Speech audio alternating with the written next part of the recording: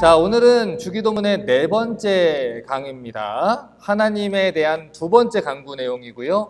나라가 임하옵시며 라고 우리가 배울 것입니다. 자, 먼저 주기도문을 저희가 먼저 한번 읽어보고 시작을 하겠습니다. 함께 읽겠습니다. 하늘에 계신 우리 아버지여, 이름이 거룩히 여김을 받으시오며 나라에 임하옵시며 뜻이 하늘에서 임한 것 같이 땅에서도 이루어지이다. 오늘날 우리에게 일용할 양식을 주시고 우리가 우리에게 죄 지은 자를 용서한 것 같이 우리의 죄를 사하여 주옵시고 우리를 시험에 들게 하지 마옵시고 다만 악에서 구하옵소서. 대개 나라와 권세와 영광이 아버지께 영원히 있사옵나이다. 아멘. 자, 제가 지금 실어드린 교재는 마태복음에 있는 구절을 그대로 넣는 거라서 여러분 찬송가 있는 거랑 조금 차이가 있을 수 있는데, 자, 먼저 우리 교재 20페이지 1번을 좀 보면서 강의를 시작하겠습니다. 오늘 강의를 시작하면서 먼저 언급하고 가야 되는 사실이 있습니다. 성경 전체를 관통해서 흐르는 주제가 있습니다. 십자가, 언약, 여러 가지 주제들을 꼽을 수 있지만 그 중에서 가장 중요한 주제는 하나님의 나라입니다. 우리 1번에다가 괄호에다가 좀 적어주세요. 하나님의 나라. 성경에서 펼쳐지는 이 하나님 구원 역사의 핵심 주제는 하나님이 지으신 천지 만물과 잃어버린 그 낙원을 회복하는 것입니다. 그래서 복음이라는 것은 그 하나님 나라가 임했다라는 것을 전하는, 그 기쁜 소식을 전하는 것을 말을 해요. 자, 우리 예수님의 사역을 가만히 보면 이 예수님 사역의 핵심은 하나님 나라를 전하는 데 있었어요. 그래서 마태복음 4장 17절을 보면 예수님이 이렇게 설교를 합니다. 이때로부터 예수께서 비로소 전파하여 가라사대 회개하라 천국이 가까웠느니라. 자, 지금 한글 성경에 천국이라고 얘기를 했습니다. 자, 그런데 지금 여기서 말하는 이 천국이라는 것은 말 그대로 하늘나라를 말해요. 하늘나라, 천국, 하늘천자를 써서 하늘나라를 말하는데, 이 하늘나라라는 것은 물리적으로 우리가 저 하늘에 있는 그 나라를 얘기를 하는 것이 아니라 하늘에 계신 우리 아버지가 통치하시는 나라를 말합니다. 그러니 이 세상과 구별된 거룩한 나라를 얘기를 하는 것이고, 하나님의 주권이 미쳐 하나님이 왕 되시는 나라를 얘기를 하는 거예요. 그것이 바로 천국이고 하나님 나라입니다. 자, 그래서 예수님이 말씀하시기를 회개하라 천국이 가까웠느니라, 하나님 나라가 가까웠느니라, 이렇게 얘기를 했어요. 자, 교재 21페이지를 또 보겠습니다. 마가복음 1장 15절을 같이 한번 읽어보겠습니다. 시작. 가라사대 때가 찼고 하나님 나라가 가까웠으니 회개하고 복음을 믿으라 하시더라. 자, 복음은 좋은 소식이라고 했습니다. 그런데 어떤 좋은 소식이냐, 이게 중요한 거예요. 그러니까 지금 이 미국 땅에 살아가는 사람들이 복음을 잘못 이해하고 있는 것이 뭐냐면, 복음을 그냥 나를 기쁘게 하고 나를 즐겁게 하고 나에게 유익을 가져다주는 그런 좋은 메시지 정도로 이해를 한다는 것이죠. 그런데 성경이 말하는 복음이 뭐냐면 하나님의 나라가 가까이 왔다. 이것이 복음입니다. 하나님의 아들께서 당신의 나라를 회복하기 위해 이 땅에 오신 거예요. 구약의 성도들은 오실 메시아를 그토록 간절하게 기도했습니다. 기다렸습니다. 그런데 그 메시아가 오셨으니 기뻐하고 어서 회개하라는 것이죠. 자, 그런데 지금 이 마가가 얘기한 때가 찼고 라는 표현에서 때라는 것이 어떤 때를 얘기를 하는지를 우리가 좀 자세히 알아야 되는데, 갈라디아서 4장 4절과 5절을 보겠습니다. 읽습니다. 시작. 때가 차매 하나님이 그 아들을 보내사 여자에게서 나게 하시고 율법 아래에 나게 하신 것은 율법 아래에 있는 자들을 속량하시고 우리로 아들의 명분을 얻게 하려 하심이라. 자, 때가 찼다는 것은 하나님이 구약에서 약속하셨던 그 약속의 시간이 되었다. 이 얘기를 하는 거예요. 하나님이 약속했던 여자의 후손이 오셨습니다. 하나님이 약속했던 아브라함과 다윗의 자손으로 오실 메시아가 오셨습니다. 그분으로 인해서 죄로 인해 죽을 수밖에 없었던 우리가 속량함을 받았다는 거예요. 죄값을 다 치렀다는 거예요. 그래서 우리가 다시 하나님 나라로 불러들임을 받을 수 있었다는 것입니다. 그 사역을 하시러 오신 분이 예수님이고요. 예수님이 오셨다는 것은 이제 하나님 나라가 도래했다는 것을 얘기를 하는 거예요. 그러니 뭐 하라는 겁니까? 어서 회개하고 복음을 믿으라는 것입니다. 예수님이 이 땅에 오신 목적은 나를 행복하게 하고 나를 즐겁게 하기 위해서 오신 게 아닙니다. 하나님 나라의 기쁜 소식인 복음을 전하러 오신 거예요. 그렇기 때문에 하나님 나라와 예수님의 사역은 긴밀하게 연결이 되어 있다는 것이죠. 자, 그래서 첫 번째로 예수님의 설교 주제를 보면 예수님이 설교를 복음서에 참 많이 하세요. 그런데 그 설교 주제를 보면 그 주제가 대부분이 하나님 나라에 관련된 설교입니다. 우리가 사복음서를 보면 씨 뿌리는 비유, 포도원 품꾼 비유, 밭에 감추인 보화 비유, 잃어버린 아들 비유, 여러 가지 비유들이 나와요. 그런데 그 비유들은 다 하나님 나라에 대해서 전하는 비유죠. 마태복음 5장에서 7장까지 기록된 산상수훈의 메시지도 하나님 나라 백성들이 지켜야 될 메시지에 대해서 얘기를 하고요. 팔복설교나 주기도문의 핵심도 하나님 나라에 대한 것입니다. 심지어 예수님이 부활하시고 40일 동안 지상에서 마지막으로 제자들에게 가르친 것도 하나님 나라 메시지였어요. 자, 사도행전 1장 3절을 좀 보겠습니다. 같이 읽습니다. 시작. 해 받으신 후에 또한 저희에게 확실한 많은 증거로 친히 사심을 나타내사 40일 동안 저희에게 보하시며 하나님 나라의 일을 말씀하시니라. 자, 예수님께서 마지막으로 승천하시기 직전에 40일 동안이나 하나님 나라에 대해서 가르쳤다는 거예요. 그것이 예수님이 오신 목적이고 그것이 제자들이 전해야 되는 가장 중요한 사명이었기 때문에 그렇습니다. 자, 두 번째로 예수님이 일으키셨던 기적, 그 기적들 또한 하나님 나라가 도래했다는 것을 얘기를 합니다. 그래서 예수님이 병을 고치시고 귀신을 내쫓으신 사건이 그냥 단순히 사람들을 불쌍히 여기신 사건이 아닙니다. 그것은 하나님 나라가 도래했고 이 땅의 창조주이시자 이 지배하시는 주권자가 오셨으니 타락 이후에 들어온 그 모든 악한 것들은 떠나가게 될 수밖에 없다는 걸 상징적으로 보여주는 거예요. 자, 마태복음 12장 28절을 보겠습니다. 같이 읽습니다. 시작. 그러나 내가 하나님의 성령을 힘입어 귀신을 쫓아내는 것이면 하나님의 나라가 이미 너희에게 임했느니라. 예수님이 사람들의 병을 고쳐주셨습니다. 귀신을 쫓아내셨습니다. 그것은 상징적인 사건이에요. 이 땅의 권세를 잡고 있었던 사탄의 나라가 망하고 하나님 나라가 임했다는 증거가 되는 것입니다. 그러니까 예수님께서 이 땅에 오셔서 병을 고쳐주신 것은 그 자체가 목적이 아니에요. 이 땅에 오셔서 기적들을 벌이신 것은 그 자체가 목적이 아닙니다. 그런데 이 부분을 오해해버리니까 우리가 자꾸 귀신을 내쫓고 병 고치는 데에만 우리의 사역을 자꾸 포커스를 두게 되는 거예요. 그것을 통해서 무엇이 드러나야 됩니까? 하나님 나라가 드러나야 되는 거예요. 그런데 무엇이 드러납니까? 부흥사가 드러나고 그 설교자가 드러나게 돼요. 우리는요, 손가락일 뿐입니다. 이 손가락이 가리키는 곳을 사람들이 보게 만들어야 돼요. 그런데 우리는 그 주목을 우리가 받기를 원한다는 것이죠. 그래서 내가 병을 고쳤고 저 목사님이 병을 고쳤고 저 목사님 용해. 그래서 쫓아간다는 거예요. 그런데 병을 고치고 귀신을 내쫓는 게 중요한 문제가 아니고 하나님 나라가 임했다는 것이 중요한 것입니다. 그래서 그 사실을 믿는 자들에게는 사실 기적이 일어나든 기적이 일어나지 않든 사실 그렇게 중요한 게 아니에요.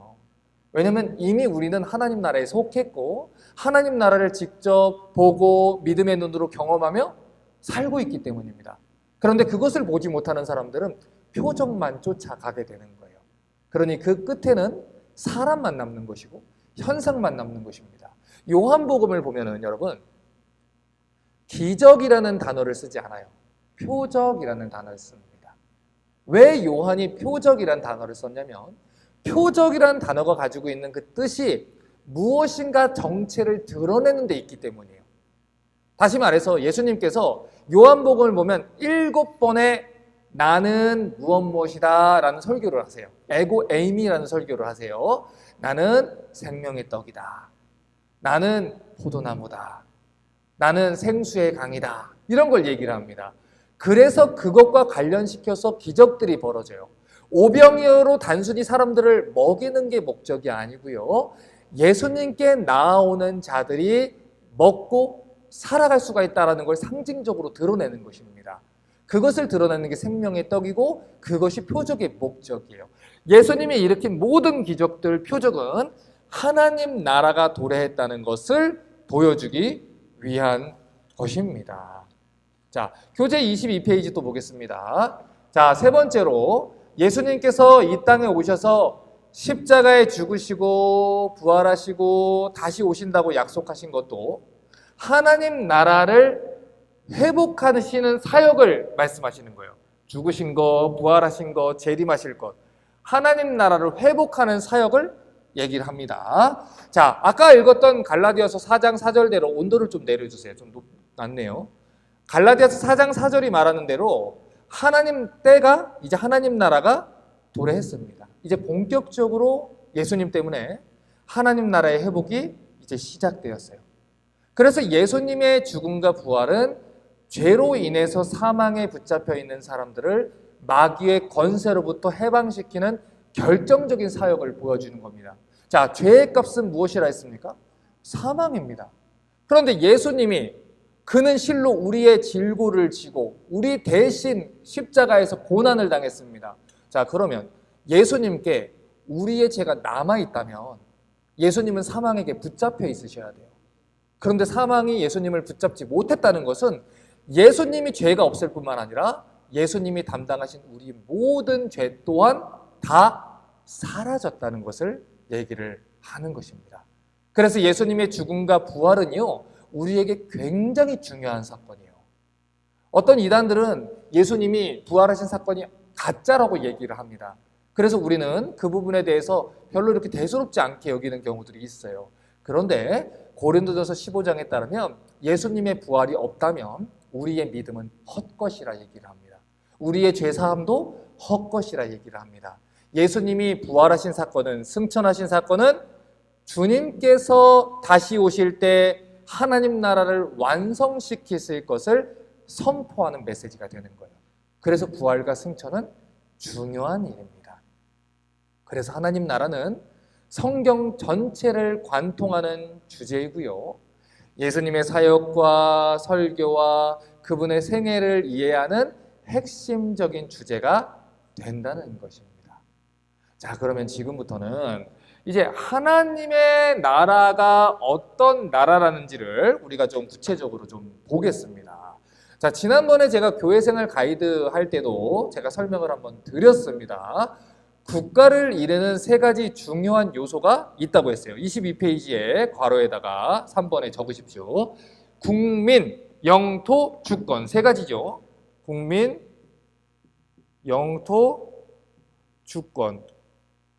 국가를 이루는 3요소가 이겁니다. 자, 이 세 가지 요소가 있는데 이 세 가지 요소 중에 어떤 한 가지라도 없으면 완전한 의미로서서 이 국가라고 부를 수가 없어요. 그런데 이 중에서도 가장 중요한 것이 제가 뭐라고 했습니까? 주권이라 그랬어요. 아무리 땅이 있어도 아무리 국민이 있어도 주권을 잃어버리면 나라를 잃어버린 거예요. 예를 들어서 일제식민지 시대 때 그때도 우리나라 땅이 있었고 국민이 있었습니다. 그런데 우리는 나라를 뺏겼다라고 얘기를 했어요. 왜요? 주권을 뺏겼으니까. 우리가 주권을 가지고 있지 않기 때문에 그렇게 표현을 했습니다. 그래서 여러분 제가 22페이지에 제가 정리를 좀 해놨습니다. 국가의 형태와 주권의 소유라고. 이 세계의 역사를 보면 예를 들어서 어떤 사람이 주권을 가지고 있느냐에 따라서 나라의 형태가 달라집니다. 왕정 국가는 주권이 누구에게 있습니까? 왕에게 있고요. 귀족 국가는 당연히 소수의 귀족들에게 있고요. 민주 국가는 주권이 국민 전체들에게 있는 겁니다. 자, 그러면 하나님의 나라는 그 중에서 어떤 정치 형태를 가지고 있는 걸까요? 신정 정치죠. 그렇죠.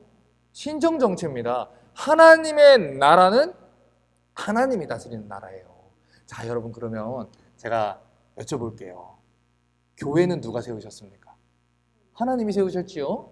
그러면 교회를 다스리는 분은 누굽니까? 하나님이시죠. 교회는 누구의 법안에 있습니까? 하나님의 법안에 있습니다. 그러면 교회를 다스리는 이 정치의 형태는 민주주의입니까? 신정정치입니까? 신정정치입니다. 그렇죠?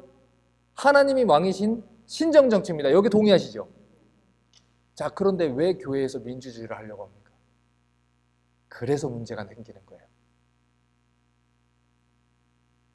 교회의 교과서는 무엇입니까? 성경입니다. 저희 교회에 등록 교인들이 될 때 꼭 서약하는 것 중에 하나, 성경을 최고의 법으로 삼겠습니다. 자, 그래서 교회에서 어떤 의사결정을 할 때 만장일치가 나올 수 있습니까? 없습니까? 나올 수 있습니까? 없습니까? 나올 수가 있겠지요. 그것이 성경의 가르친 대로 하는 거라면 나와야 하는 것이지요. 나올 수 있는 것이고요. 그런데 항상 무엇이 문제가 생깁니까? 내가 원하는 것을 이루기 위해서 세를 만드는 거예요. 그래서 민주주의 투표 결과에 따라서 사람들을 끌어모아서 내 뜻을 관철시키기 위해서 싸우는 겁니다.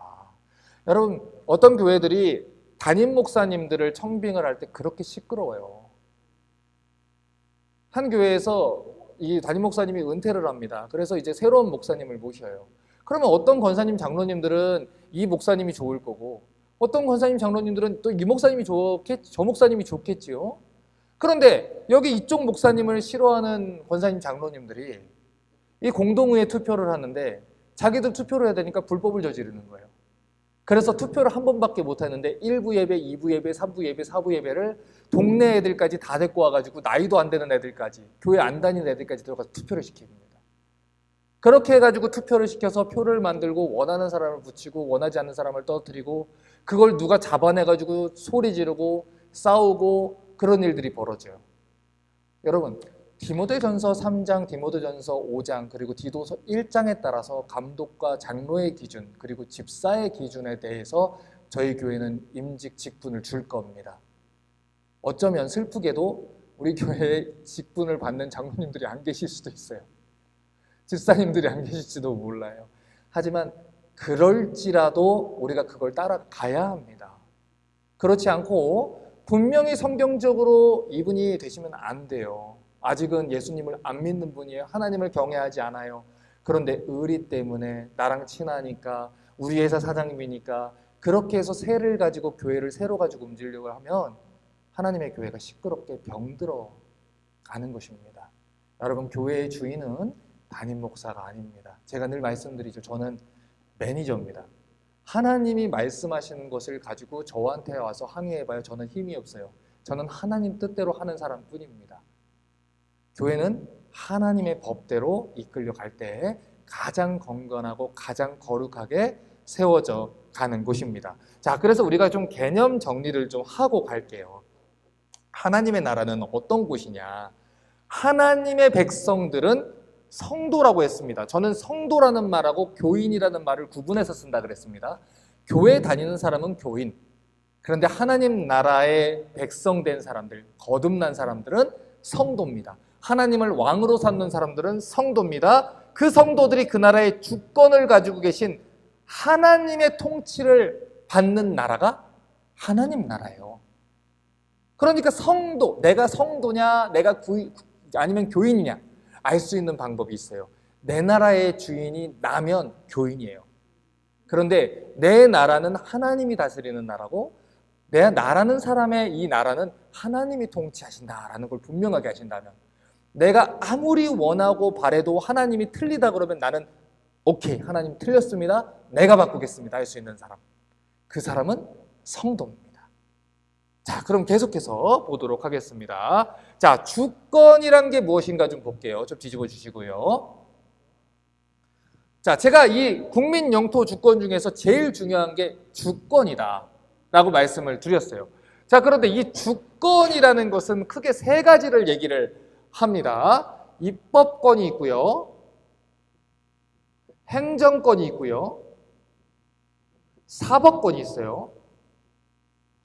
자, 그런데 입법권이라는 것은 말 그대로 법을 제정하는 것, 법을 만드는 권한을 말합니다. 행정권이라는 것은 만든 법을 지키도록 관리하고 감독하는 권한이죠. 그리고 사법권은 재판과 법의 시행을 통해 법의 질서를 감독하는 권한입니다. 자, 그러니까 하나님 나라 주권이 하나님한테 있다는 말은 이 세 가지 권한이 다 하나님께 있다는 걸 얘기를 하는 거예요. 자, 그러면 생각을 해볼게요. 하나님 나라의 법은 누가 정하십니까?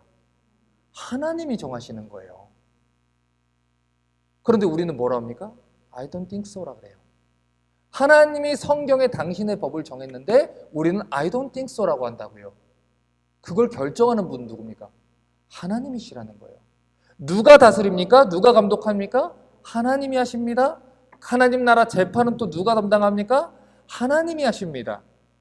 그렇기 때문에 하나님 나라의 주권을 하나님이 가지고 계신다는 건 하나님이 입법자이시고 하나님이 통치자이시고 하나님이 동시에 재판장의 역할을 담당하시는 분입니다.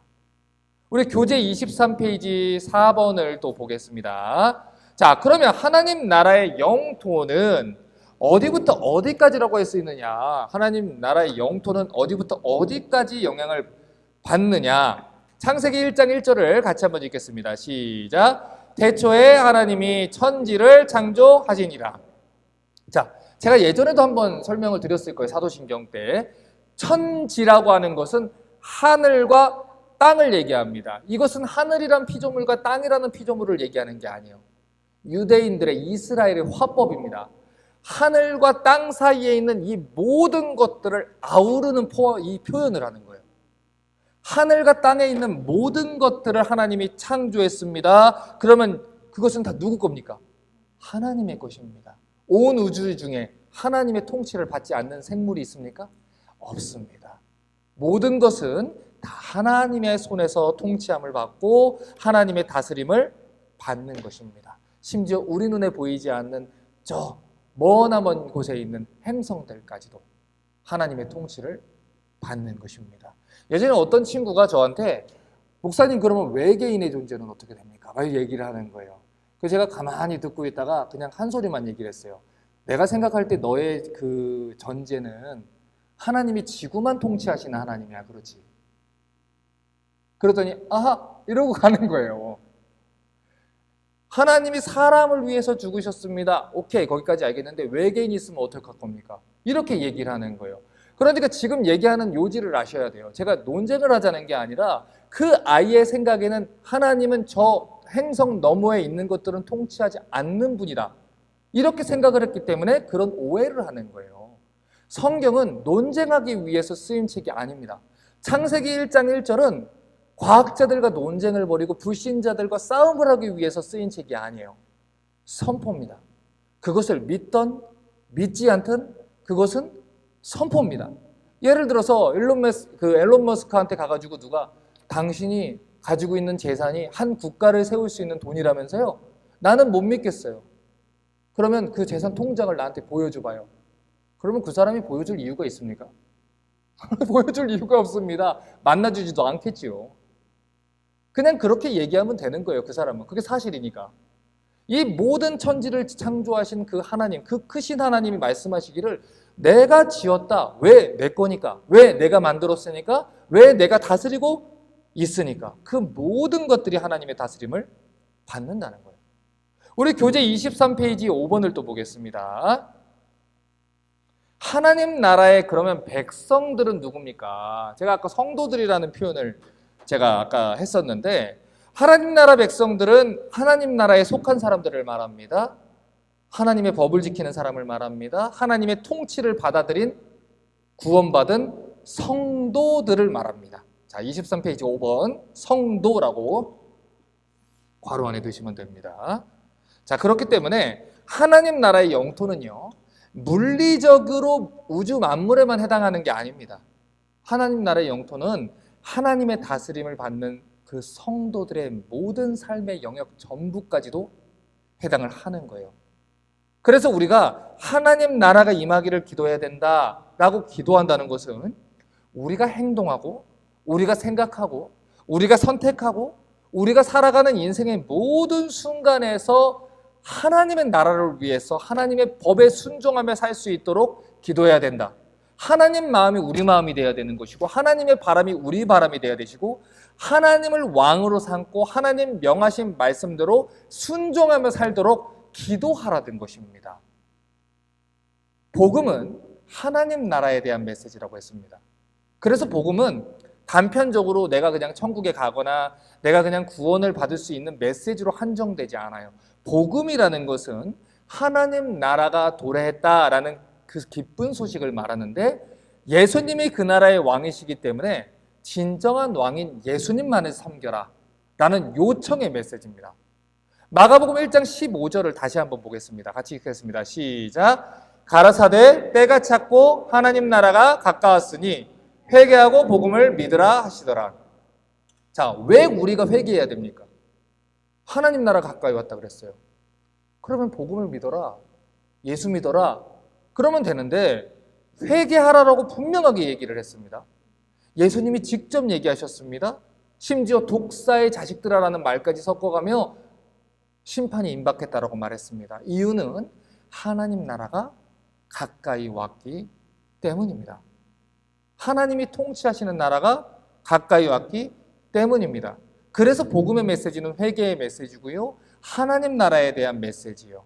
그래서 이 사실을 여러분 오늘 잘 알고 가셔야 돼요. 하나님 나라의 복음은 이 땅에서 내가 원하는 대로 내가 즐겁고 내가 잘 살고 내가 부자 되고 내가 즐겁게 사는 것에 대한 메시지가 아닙니다.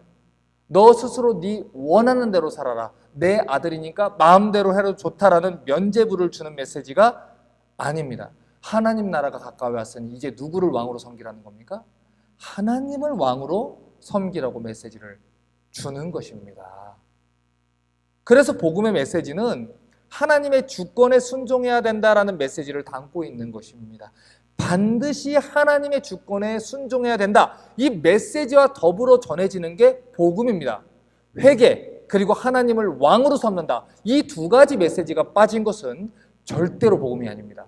그런데 우리는 우리가 듣고 싶은 메시지만 찾는 거예요. 예수님은 나의 친구, 나를 위로하는 분, 나를 가장 사랑하는 분, 그리고 God in my pocket으로 들어가는 거예요. 제가 웨스트민스터 소규리 문답을 저희 아이들에게 매일 가르쳐요. 그런데 그 설명을 해줬더니 저희 딸내미가 딱 이러더라고요. 그거는 하나님이 왕이 아니잖아 라고 하더라고요. 애도합니다. 하나님 나라는 하나님이 왕이 돼서 섬기는 나라예요. 그런데 하나님 나라라는 것을 성경에서 뻔히 보면서도 여전히 내가 왕이 되고 내가 주권을 갖고 내가 원하는 대로 산다는 내가 복음, 내 나라입니다. 그것은 성경이 말하는 복음이 아닙니다. 가짜 복음이에요. 그런데 왜 지금 미국에 있는 기독교가 이렇게 됐습니까? 이 소비자 중심적인 실용주의적 철학이 들어와서 그래요. 여러분, 실용주의라는 게 뭡니까? 결과적으로 좋으면 좋은 것이다. 이겁니다. 그래서 사람들을 불편해할 것들은 다 지워라.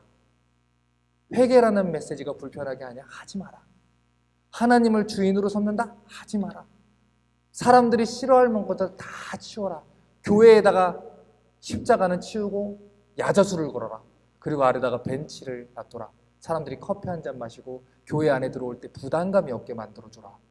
그리고 오늘 편안하게 극장식 좌석에 앉아서 자신을 위로하는 메시지를 받고 교회를 좋아하게 만들어라. 그래서 사람들이 교회를 떠나는 것입니다. 하지만 그것은 하나님 나라의 복음이 아니라는 거예요. 아니라는 것입니다. 하나님 나라의 이 주권에 대한 메시지는 지금 뒤로 감추는 교회들이 얼마나 많은지 몰라요. 예수를 믿어도 얼마든지 자기가 인생의 주인이 돼서 자기 주권을 가지고 살 수 있을 것처럼 거짓 복음을 전하는 사람들이 얼마나 많은지 모릅니다. 여러분, 저희 교회는 개혁주의 신앙과 청교도 신앙을 따른다고 저희 홈페이지에 명시를 해놨습니다. 개혁주의 신앙과 청교도 신앙의 중심은 하나님 절대 주권에 있습니다. 하나님이 왕이십니다. 오직 하나님의 은혜로 구원받습니다. 오직 우리는 하나님의 사랑과 은혜와 주권 아래서만 우리는 살 수 있습니다. 이것이 청교도 신앙이고요. 거기에서 하나님의 선택과 작정과 예정을 우리가 인정할 수 있는 교리들이 나오는 것입니다. 자, 그런데 그런 모든 것들은 다 지워버립니다. 그런데 재밌는 것은 그들이 청교도 얘기를 하면서 그 신앙을 따른다고 얘기를 한다는 교회들이 많다는 거예요. 왜요? 청하면 청빈해 보이는 건지 모르겠어요. 그런데 그 청교도의 신앙은 하나님의 예정과 선택과 주권을 떠나서는 이해되지 않는 신앙입니다. 복음은 하나님 나라의 것입니다. 그리고 하나님 나라의 주권은 하나님이 왕이 되시는 나라를 얘기를 합니다. 하나님 나라를 법을 지킵니다. 하나님 말씀에 순종합니다. 내 뜻이 아니라 하나님 뜻대로 삽니다. 내 나라가 아니라 하나님 나라를 위해서 삽니다. 이 세상의 가치가 아니라 하나님 나라의 가치를 위해서 삽니다. 그것이 하나님 나라의 복음입니다. 그래서 들으면 부담스러운 게 맞습니다. 우리 안에는 옛사람의 소욕과 또 성령의 소욕이 싸우는 겁니다. 여러분, 그래서 우리가 기도하는 겁니다. 우리는 기도를 통해서 그 모든 아버지, 나는 십자가에 달려 죽고 싶지 않습니다. 하지만 아버지의 뜻이라면 그렇게 하십시오. 겟세마네 동산에서 예수님이 기도하셨던 것처럼 우리는 그 기도의 싸움을 하는 겁니다. 무엇을 주십시오. 무엇을 더 주십시오. 이 무당하게 비는, 이 천지신명께 비는 그런 기도가 아니라 내가 하나님 나라와 하나님의 뜻과 하나님의 의에 순종하기 위해서 내게 있는 내 뜻, 내 의지, 내 바람을 치워놓고 하나님의 뜻을 받아들일 수 있도록 하나님의 도움을 구하는 것. 여러분, 그것이 기도라는 것입니다.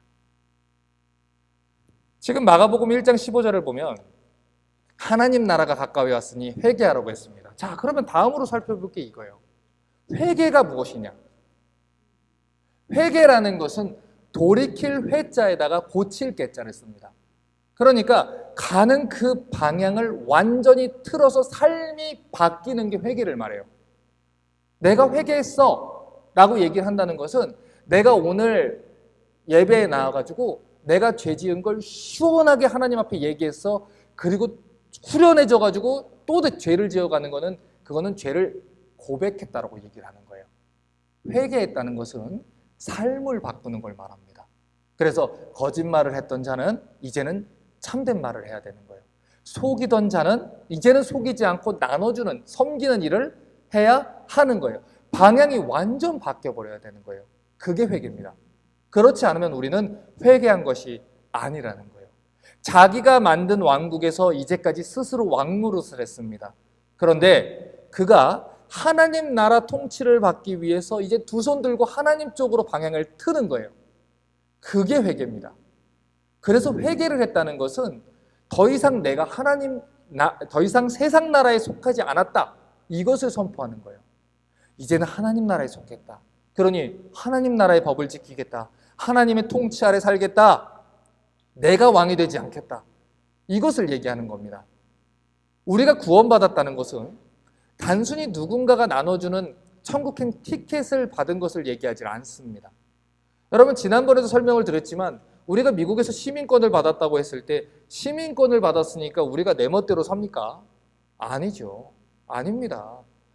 우리가 어느 나라의 시민권을 받을 때는 그 나라의 모든 법과 의무와 책임을 다하겠다는 서약을 하고 받는 거라고 했습니다. 순종하겠다는 서약을 한다는 것이고 의무와 책임이 우리에게 주어지는 것입니다. 그런데 우리는 이 복음을 오해를 하다 보니까 하나님 나라도 오해를 하는 겁니다. 복음을 받아들이는 것을 앞에서 누군가가 이렇게 전단지 나눠주는 것을 이렇게 받아주는 것처럼 생각을 합니다. 내가 받아준다고 생각을 합니다. 내가 교회를 선택한 거고, 내가 목사님 선택한 거고, 내가 복음을 선택한 거고, 내가 예수를 선택했다. 그래서 천국행 티켓 정도로 복음을 오해를 합니다. 그래서 이제 그거 받았으니까, 이제 자유영권 받았으니까 내가 구원받았다. 이렇게 생각을 한다는 거예요. 여러분, 그 정치하시는 그 허경영 씨가 무슨 하늘궁인가 뭔가를 만드셨어요. 그래가지고 거기를 무슨 성지순례 한다고 사람들이 그렇게 다니는데 그 사람들이 말하는 그거겠죠. 낙원이겠죠. 극락이겠죠. 거기를 가기 위한 티켓을 팔아요. 그런데 사람들이 그렇게 웃으면서 그걸 사고 부모님을 사드린대요. 왜 그런지 아십니까? 혹시 몰라서 사두겠다는 겁니다. 혹시 있으면 어떡하냐. 여러분, 천국 티켓을 그 정도로 생각하시는 분들이 있다는 거예요. 일단 받아놓고 내가 원하는 대로 살겠다. 이제는 불안하니까 일단 목사님이 이렇게 하면 구원받는다고 했으니까, 나를 따라서 기도하면 구원받는다고 했으니까, 여러분, 교회에 가면 목사님들이 알아서 구원의 확신을 심어주지 않습니까? 온 사람들 복음을 받아들이지도 않았는데 세례 주고, 세례 준 사람들한테 저를 따라서 결신기도를 하겠습니다. 그런데 저는 결신기도 못 하겠는데요. 그런 사람은 제 손을 잡으라고 합니다. 그리고 제가 기도할 때 손을 꽉 쥐고 아멘 할 때 손을 꽉 쥐시면 동의한 걸로 알겠습니다. 그리고 아멘 합니다. 축하합니다. 여러분 하나님의 자녀가 됐습니다. 여러분, 그것은 하나님을 조롱하는 일입니다. 복음을 조롱하는 일입니다. 그리고 그 사람들에게 복음을 의심하면 그것이 사단이 주는 생각이다 라고 억지로 구원의 확신을 심어줍니다. 그리고 교회에 더 깊숙하게 들어오게 하기 위해서 봉사 직분을 맡깁니다. 집사를 줍니다. 그리고 소그룹에 들어오게 합니다. 교사도 시킵니다. 그리고 교회 안에서 중직을 맡게 합니다. 그러면 그 사람은 교회에 다니면서 자기가 예수를 믿는다고 오해하게 됩니다. 그리고 그들은 언젠가 깜짝 놀라게 될 것입니다. 첫 번째는 자기들에게 거짓 복음을 전해줬던 목사가 지옥에 있다는 것을 발견할 거고, 두 번째는 자신이 그들과 함께 있다는 것을 발견하게 될 겁니다. 그래서 언젠가 깜짝 놀라게 될 거예요. 여러분, 복음을 오해하시면 안 됩니다. 골로새서 1장 13절과 14절 같이 한번 읽겠습니다. 시작. 그가 우리를 흑암의 권세에서 건져내사 그의 사랑의 아들의 나라로 옮기셨으니 그 아들 안에서 우리가 구속 곧 죄사함을 얻었도다. 자, 한 사람이 구원받았다는 것은 국적이 바뀌었다는 걸 말합니다. 소속이 바뀌는 걸 말해요. 죄와 사망의 통치에 있다가 이제는 하나님의 다스림을 받는 하나님 나라 백성이 되었다. 하나님의 주권을 인정하고 하나님 뜻에 따라서 사는 하나님 나라 백성이 되었다. 이것이 복음입니다. 옮겨진 거예요. 그런데 우리는 이중국적자처럼 살아갑니다. 하나님 나라에 속했다는 것은 주권이 하나님에게 있다 이렇게 고백하는 건데, 여전히 자기가 주인이 돼서 인생이 살아가는 거예요. 이것은 문제가 있는 것이죠. 방금 전에 제가 천국은 하나님 나라를 얘기한다고 했습니다. 예수님이 오셔서 이 땅에 천국이 도래했다 라고 얘기를 했습니다. 그렇죠? 자, 그런데 어떤 사람들은요, 오해를 해요. 천국을 죽어서야 갈 수 있는 곳으로 오해합니다. 하지만 성경을 잘 보셔야 됩니다. 죽어서야 갈 수 있다고 생각을 하는 것은 플라톤적인 생각입니다. 영혼과 육신을 나눠서 이데아라는 저 세상을 생각하는 그리스 철학의 생각이고, 성경이 말하는 천국은 하나님 나라입니다. 하나님 나라는 죽어서만 갈 수 있는 곳이 아니에요. 예수님을 믿고 거듭난 그 순간부터 우리는 소속이 어디로 바뀝니까? 하나님 나라로 바뀝니다. 그러니 우리가 구원받은 사람이라면 지금 우리는 어디에 소속되어 있습니까? 하나님 나라에 속한 거예요. 이 땅에 육신을, 이 미국이란 땅을 밟고 있지만 우리는 실제로 하나님 나라에 속한 사람입니다. 그래서 천국은 죽어서 가는 곳이 아니에요. 이 땅에서 회개하고 복음을 받아들인 그 순간부터 소속이 바뀌어서 하나님 나라에 우리가 속하게 되는 것입니다. 그래서 구원받은 성도들이 사는 이 세상과 천국에는요, 연속성이 있어요. 그거를 이해해 주셔야 돼요.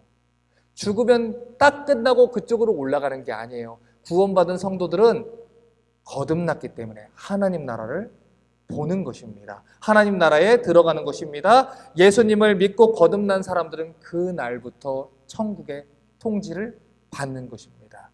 자, 그런데 여러분, 말로는 천국에 가고 싶다고 하는데 이 땅의 삶을 즐기고 누리는데 모든 관심을 쏟는 사람들이 정말 하나님 나라의 통치를 바라겠습니까? 여러분, 잘 들어주셔야 돼요. 되게 중요한 얘기거든요. 말로는 구원받았다고 얘기를 해요. 그런데 삶의 주인은 여전히 자기예요. 하나님 통치를 받고 싶지 않아요. 그런데 정말 그 사람이 천국에 속하기를 원하겠습니까? 아니에요.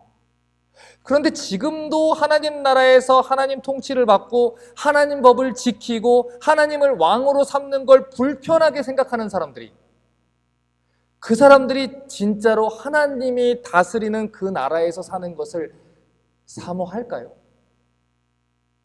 아닐 겁니다. 그런 사람들에게 천국은 지옥일 거예요.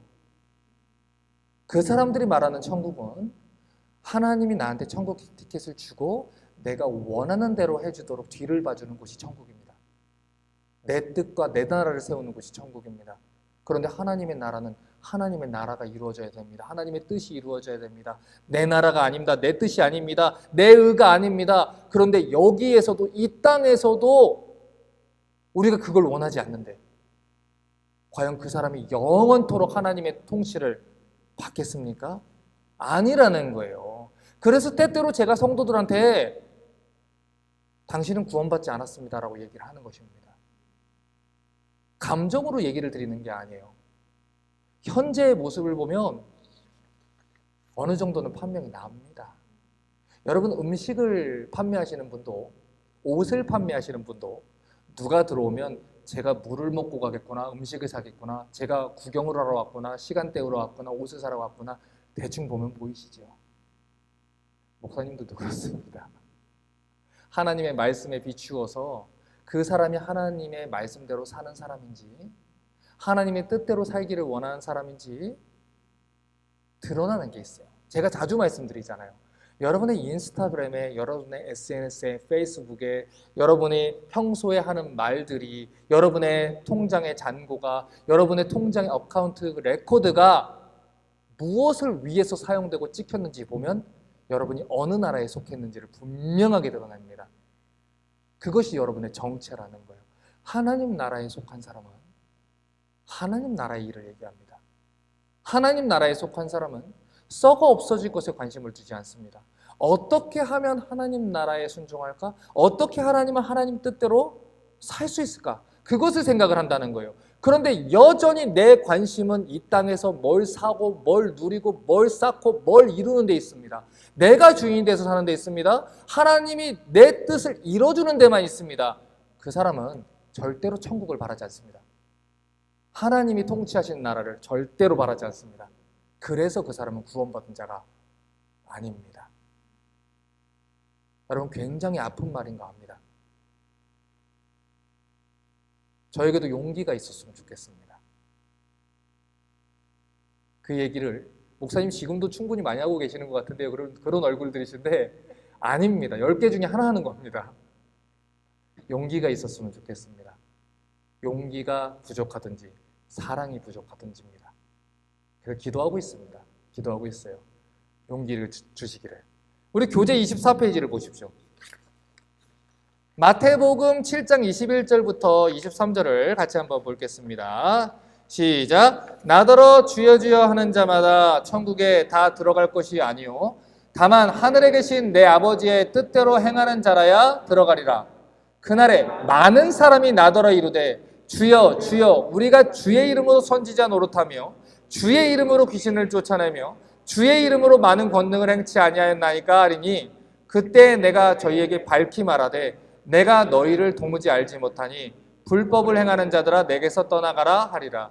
죄는 불법입니다. 법은 하나님 나라 법입니다. 하나님 나라의 법을 지키지 않는 사람들입니다. 그런데 그들은 많은 숫자입니다. 주여 주여 이름은 부릅니다. 교회에 와서 예배는 드립니다. 봉사도 열심히 합니다. 어렸을 때부터 교회 출석했습니다. 그런데 예수님이 말하기를 알지 못한다. 왜냐하면 너희는 내 나라의 법을 지킨 적이 없다.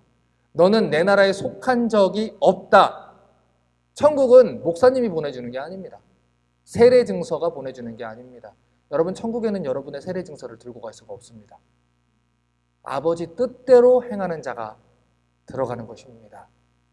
하나님 나라의 법을 지키는 자가 들어가는 곳입니다. 하나님 나라의 통치를 받아들이는 자가 들어가는 곳입니다. 그것이 하나님 나라입니다. 그것이 하나님 나라의 복음의 메시지입니다. 지금 예수님이 어떤 자들을 쫓아냅니까? 많은 자들을 쫓아냅니다. 불법을 저지른 자들을 쫓아냅니다. 그날에 많은 사람들이 예수님 앞에서 이렇게 쫓겨날 거라고 얘기를 합니다. 여러분, 많은 사람들이라고 말합니다. 너희 중에 일부라고 안 합니다. 지금 크리스찬이라고 얘기하는 사람의 많은 숫자라는 것은 많다는 겁니다. 그들 중에 대부분이 쫓겨날 거라는 것입니다. 말로는 구원받았다 했지만, 하나님 나라에 속한 자들이라 말했지만, 스스로 구원의 확신을 가진다고 말했지만, 하나님 나라의 통치를 거부했던 사람들, 그 사람들은 한 번도 하나님 나라에 속했던 적이 없습니다. 예수님은 그들의 이름을 모르십니다. 하나님의 통치를 거부했던 사람들입니다. 그래서 그 나라에 들어갈 수 없습니다. 여러분 어떻습니까? 안전하십니까? 여러분 정말 안전하신지 체크하셔야 됩니다. 구원의 확신은 목사님이 주는 게 아닙니다. 스스로 가지는 자기 확신 아닙니다.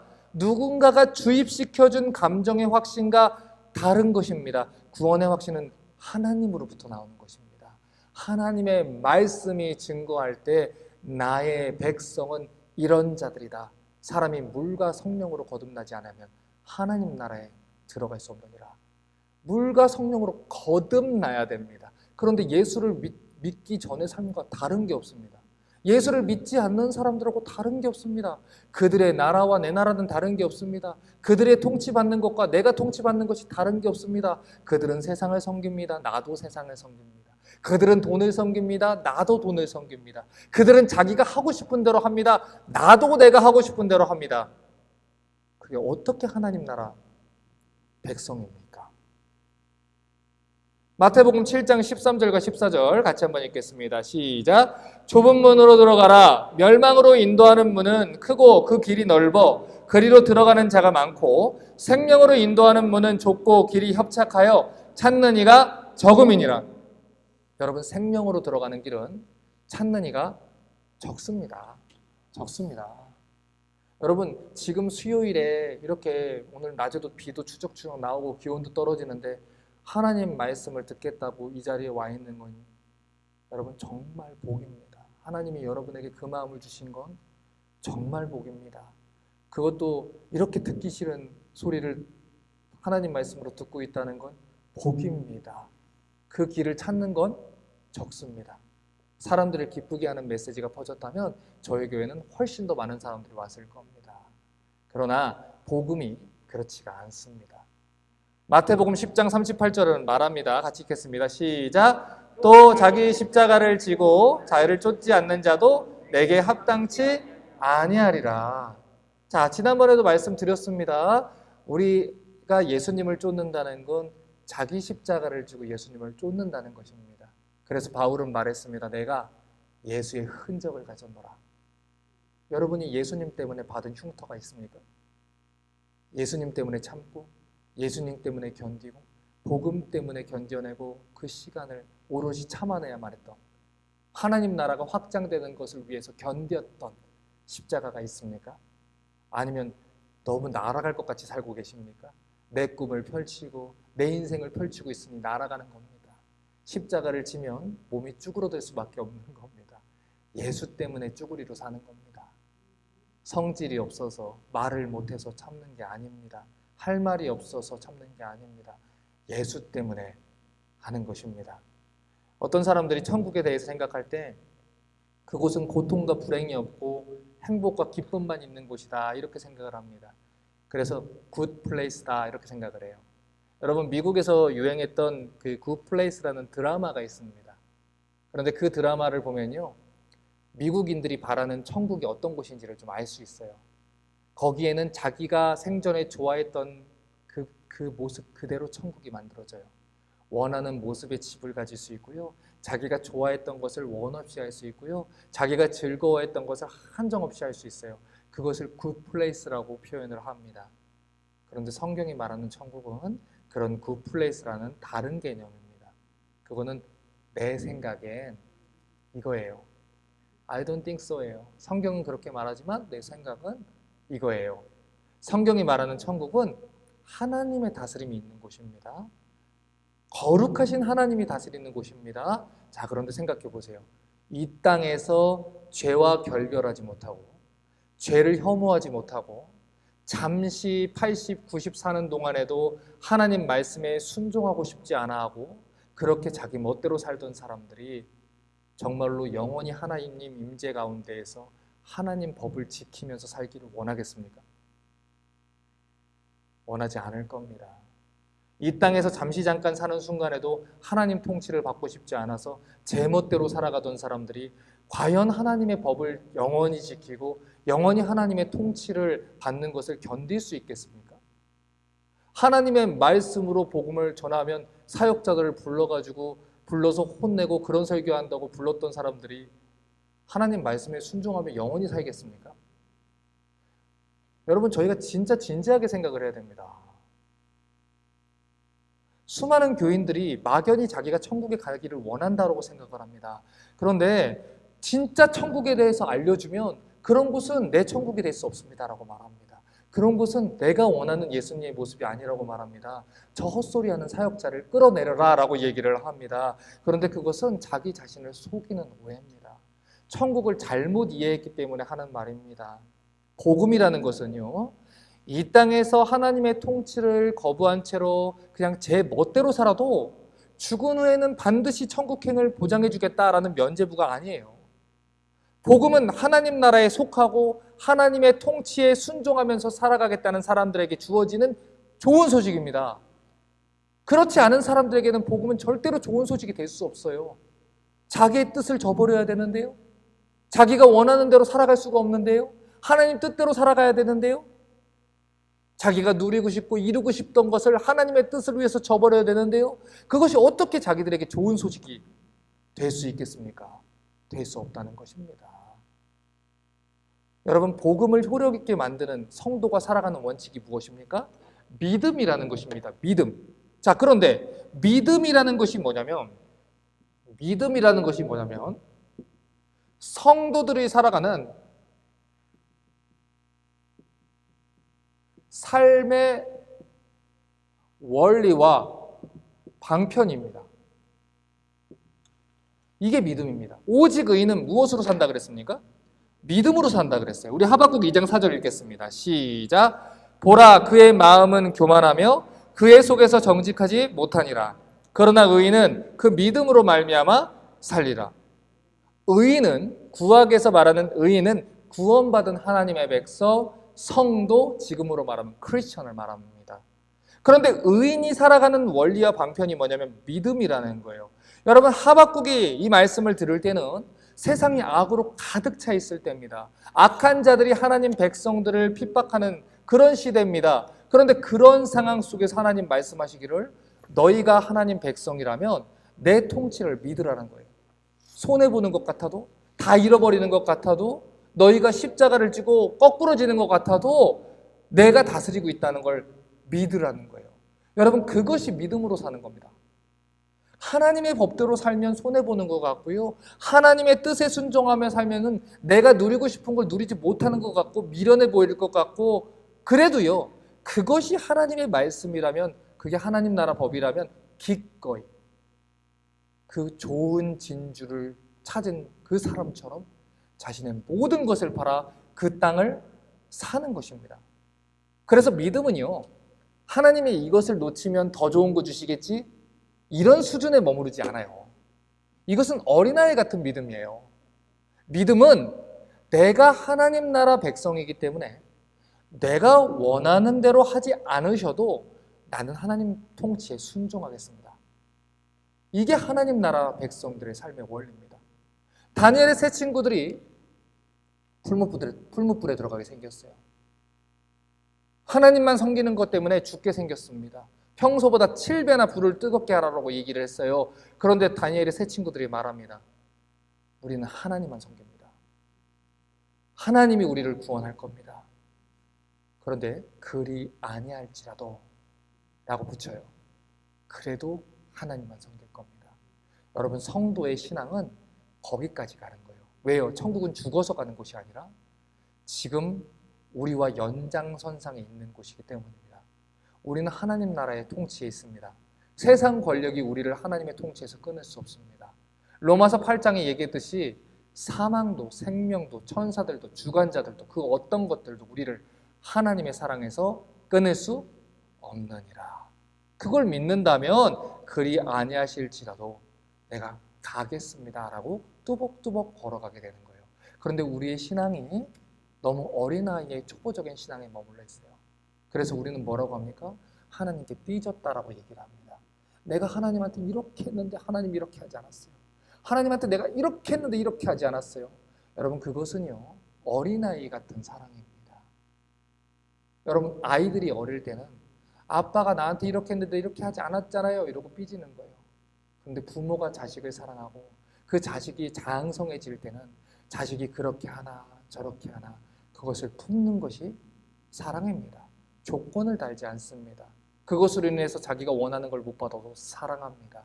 그것이 자라나는 사랑이고 성숙한 사랑이에요.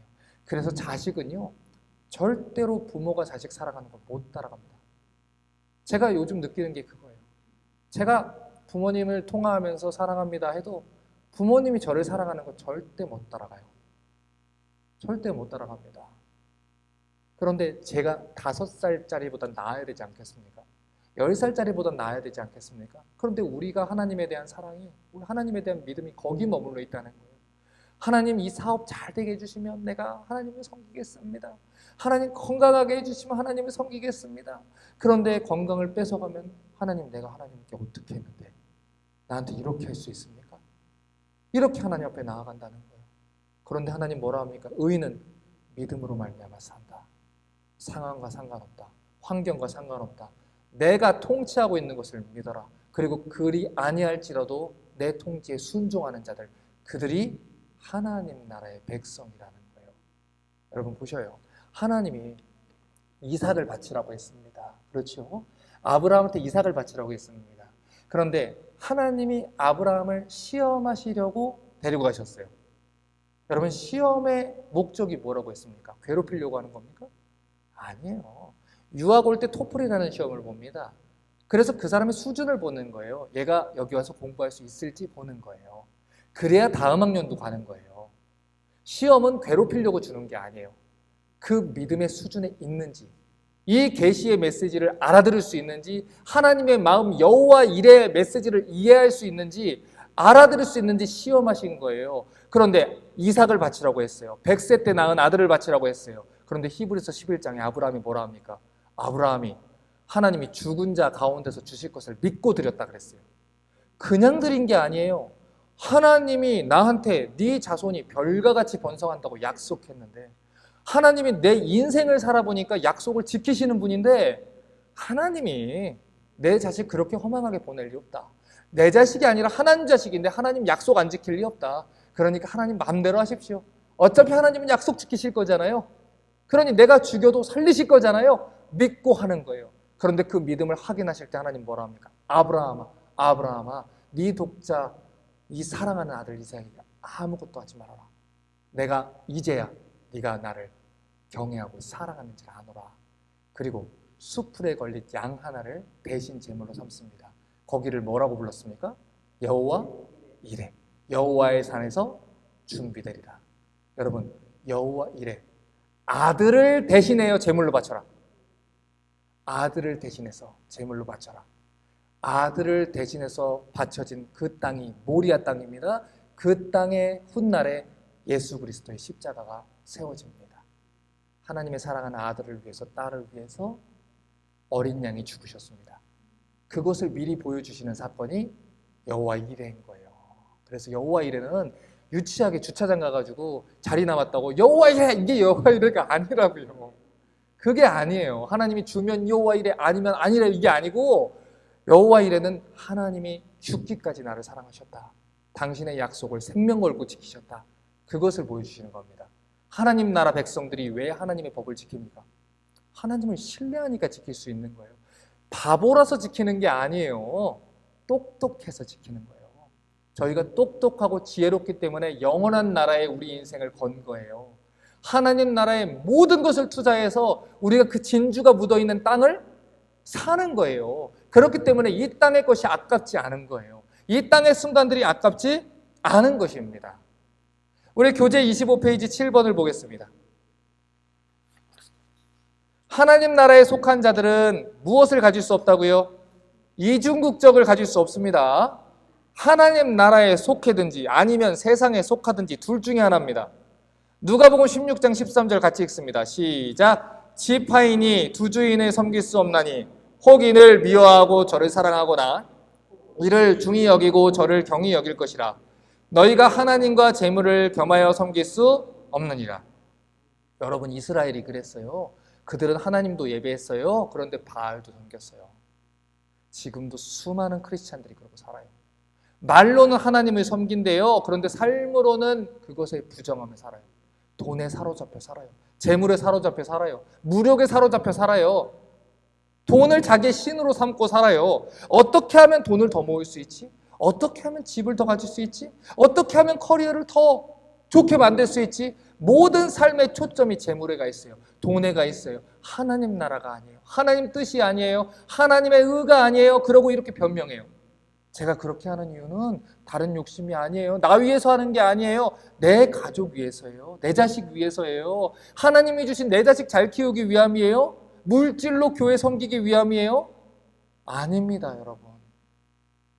여러분이 아니어도 하나님은 당신의 교회를 세우실 거예요. 여러분, 하나님을 저희처럼 가난하게 생각하시면 안 돼요. 나 없어도 하나님은 교회를 움직이십니다. 박형룡 목사 없다고 교회가 안 움직이지 않아요. 하나님이 하십니다. 하나님이 하세요.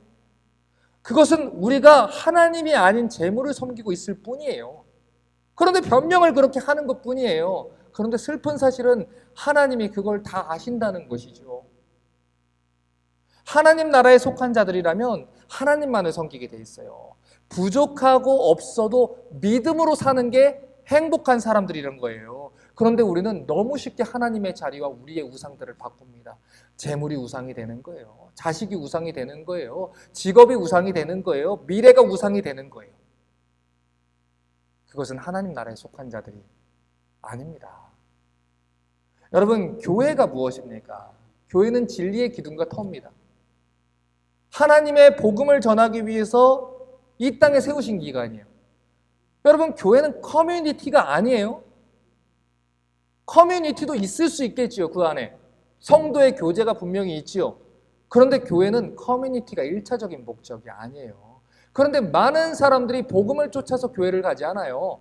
복음을 듣기 위해서 교회에 있지 않아요. 커뮤니티 때문에 거기 머물러 있는 거예요. 내 자식을 어떻게 하면 잘 기를 수 있을까? 이민사회에서 어떻게 하면 더 좋은 기회를 만들 수 있을까? 교회가 뭔지를 모르는 것이죠. 성도들이 무슨 일을 해야 되는지 모르는 것이죠. 구원받은 성도들은 하나님 나라의 일꾼들입니다. 그러면 우리는 무엇에 관심을 둬야 됩니까? 복음을 전하는 일에 관심을 둬야 되는 거예요. 그런데 각자 산업에만 바쁜 거예요. 그런데 어떻게 하나님 나라 백성이라 할 수 있습니까?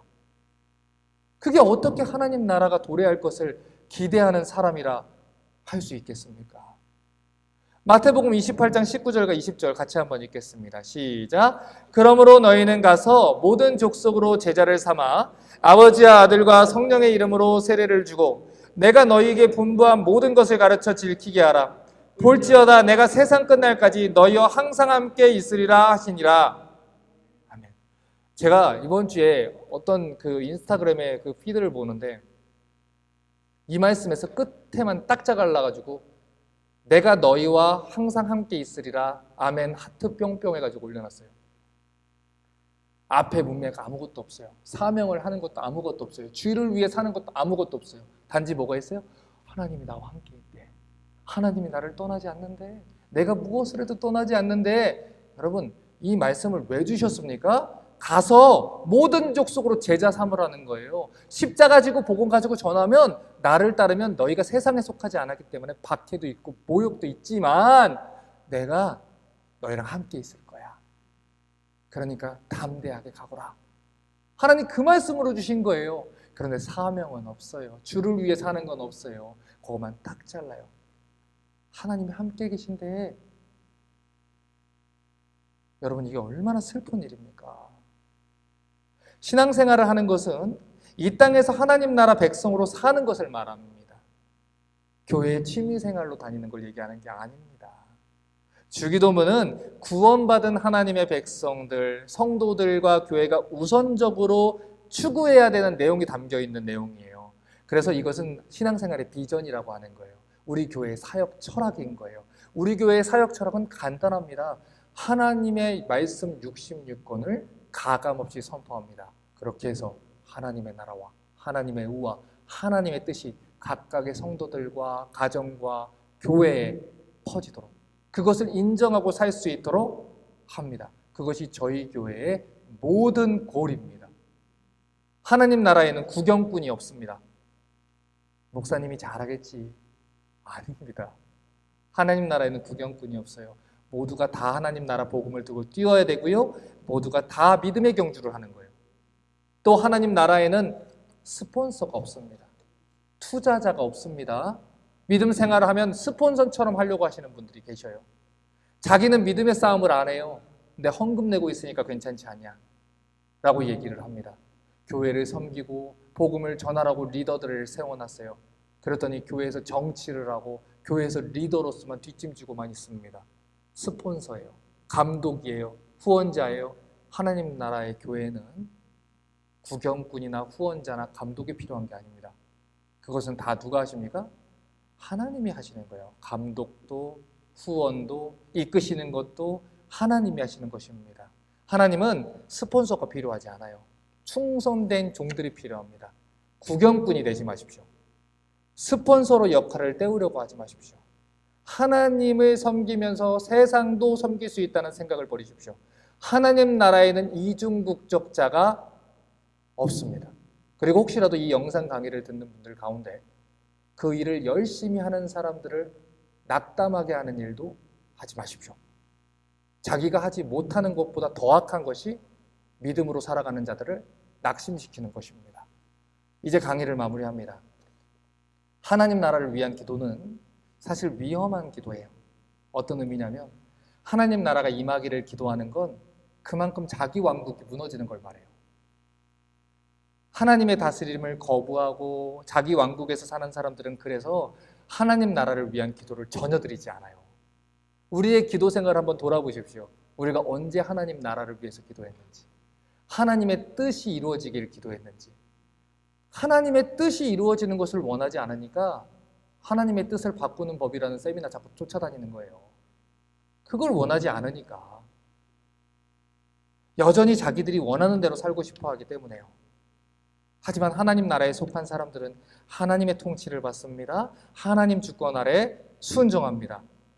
내 안에 있는 죄성은 하나님 뜻을, 통치를 거부하려고 해요. 내 나라를 세우려고 해요. 그런데 하나님 나라는 누가 다스립니까? 하나님이 다스리는 것입니다. 로마서 14장 17절 같이 한번 읽겠습니다. 시작. 하나님의 나라는 먹는 것과 마시는 것이 아니요 형 안에서 의와 평강과 희락이라. 하나님의 나라는 이 땅에서 우리가 뭘 먹고 마시고 어디서 살고 무엇을 누리는지에 관심을 두지 않아요. 하나님의 의를 구합니다. 하나님의 평강을 구합니다. 아무것도 없어도 하나님만으로 기뻐합니다. 하나님의 다스림을 소원합니다. 이것이 하나님 나라 백성들의 삶의 원리입니다.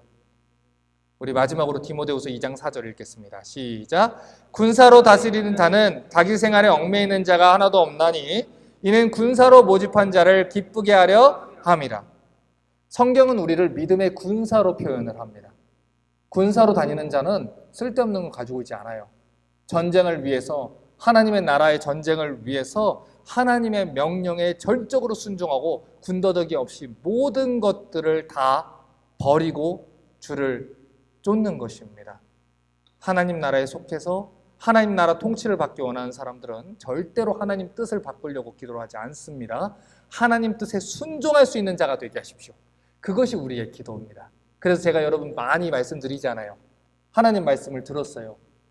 그런데 그 말씀이 부담스러워요. 버거워요. 기분이 나빠요. 나를 치는 것 같아요. 그러면 괜히 저를 찾아오지 마세요.